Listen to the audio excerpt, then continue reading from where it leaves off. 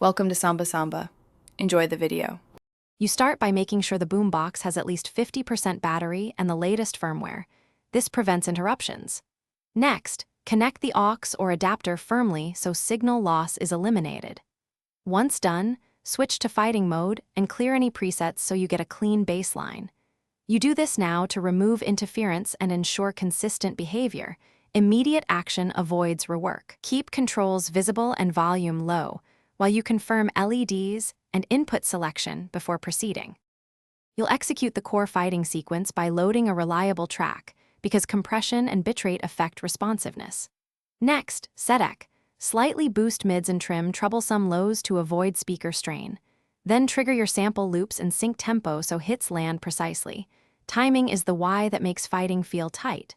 While you work, test reactive controls and tweak sensitivity until the boombox responds predictably. If a control lags, reduce buffer or lower input gain. That fixes latency issues.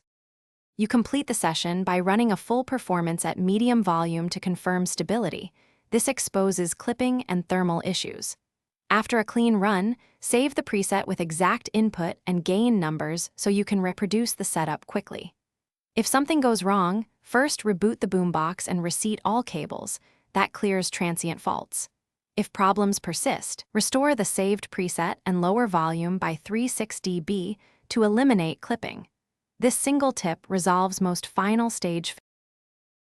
Thanks for watching. Consider subscribing if we helped you.